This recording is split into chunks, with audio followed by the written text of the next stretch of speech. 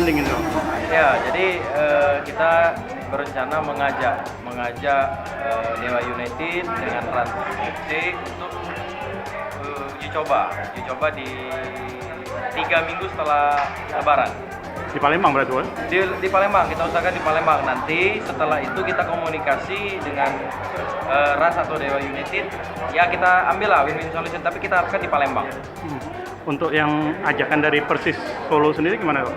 Nah, itu tetap langsung nanti kita komunikasi dengan Persis Solo juga.